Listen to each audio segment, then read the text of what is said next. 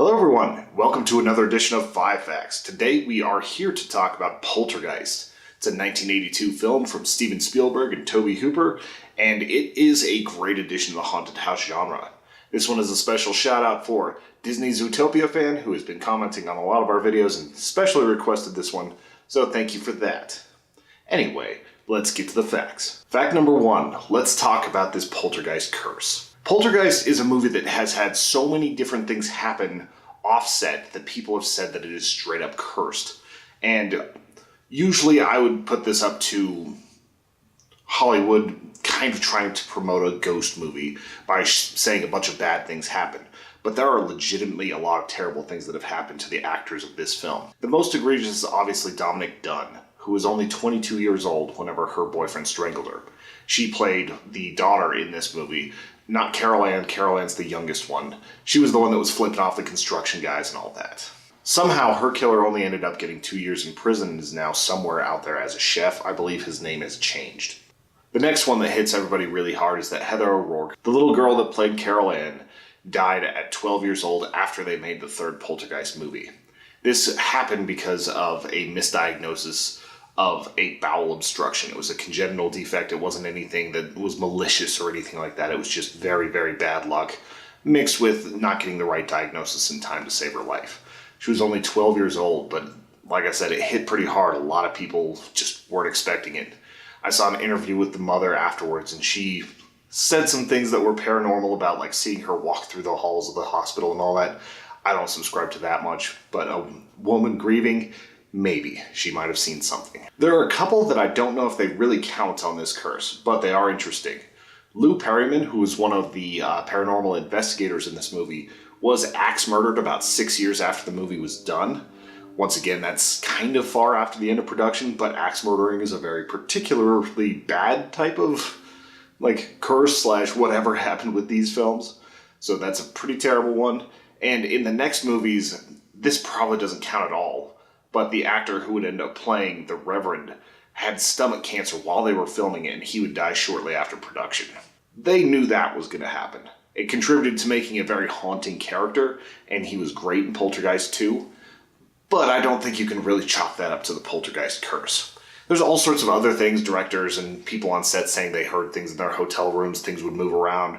The writer himself also had some weird things happen while he was typing up the script. But it's all very, very speculative. Now, the reason why there might be a curse is in fact number 2. Fact number 2, real skeletons were used in the making of this movie. At the end of this film, in the pool scene, you start seeing these skeletons rising up from underneath the pool. It's kind of interesting because the entire point of the movie is about how a developer is building over a graveyard and they brought these spirits in because they were, disturbing the peace of these skeletons. But the people who made this movie decided that it would be easier to use real skeletons instead of fake skeletons. Jo Beth Williams actually didn't know this at the time. She thought that they were just prop skeletons. And she was still pretty freaked out, but wasn't as freaked out whenever she learned later. She talked about this in the Reddit AMA, that it just blindsided her and really creeped her out. The entire scene really creeped her out because she was afraid one of the lights would fall into the water and electrocute her. She just really wasn't comfortable with everything that was happening. And in the end, Steven Spielberg actually had to get into that pool and be with her while they were shooting so that she would feel comfortable. He basically said, if you go, we both go. So he wanted to show her how confident he was in his crew. And also, he's just the type of guy that's going to do whatever it takes to get something done. So that's kind of an interesting thing about Spielberg. Once again, I'm not the most superstitious type, but maybe using real skeletons in your movie about building over a graveyard is not the best idea, karmically or whatever you want to say.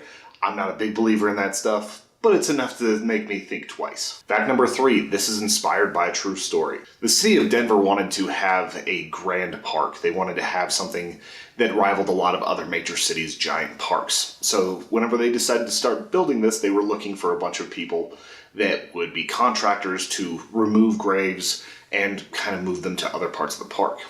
Unfortunately, they went with the lowest bidder, and as they finished work on the park, they didn't move them, they just moved the headstones.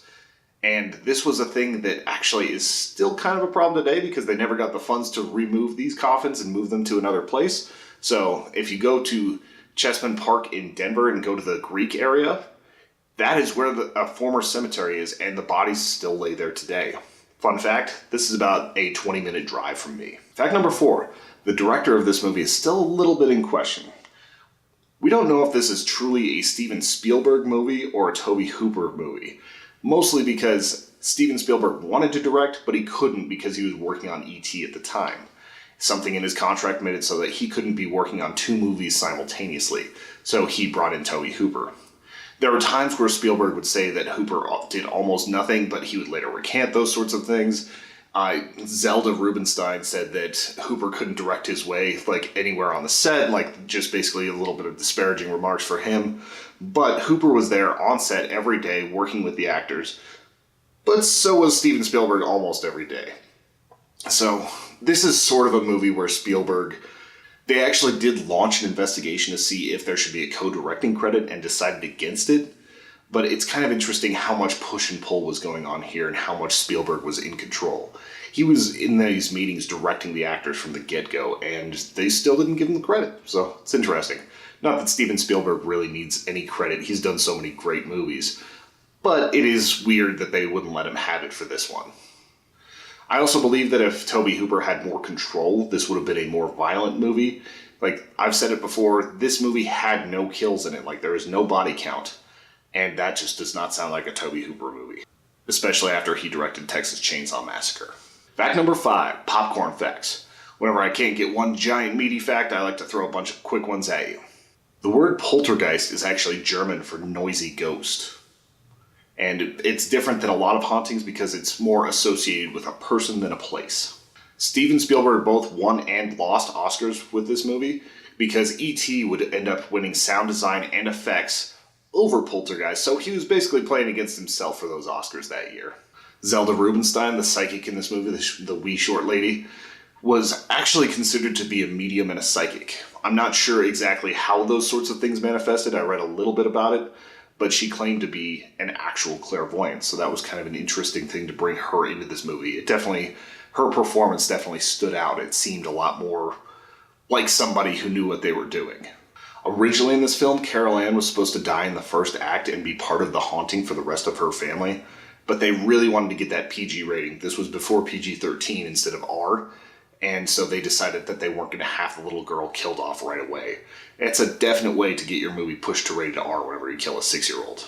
The final thing on this is that the house at the end that's sucked into the ground was actually a 4-foot wide model, and it took them a long time to build this. It was very, very intricate.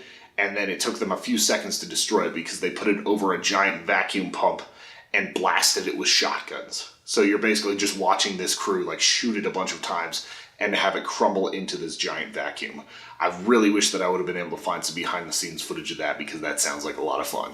It had been many, many years since I had seen Poltergeist. I believe I was really just a child the last time that I had watched it. And in some ways, being an adult makes this movie more effective because of the anxieties you have.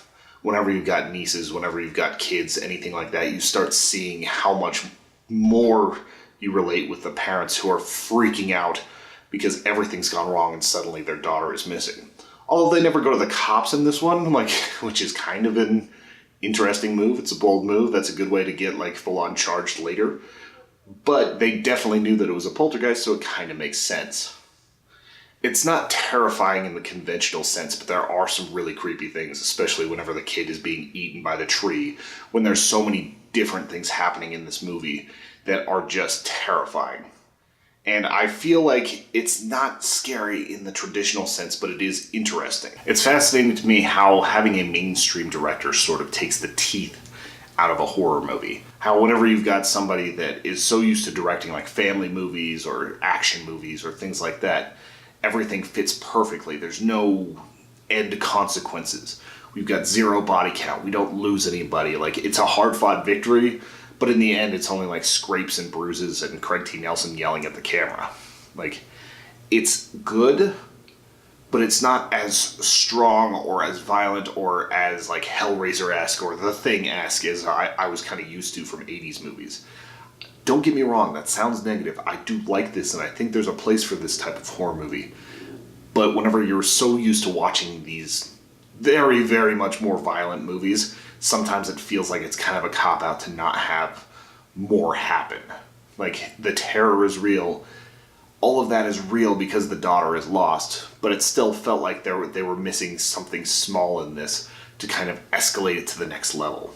I still very much enjoy this movie. I love the direction. I love that it's put together well. I love that it still holds up despite being an early 80s movie. It really does still look good.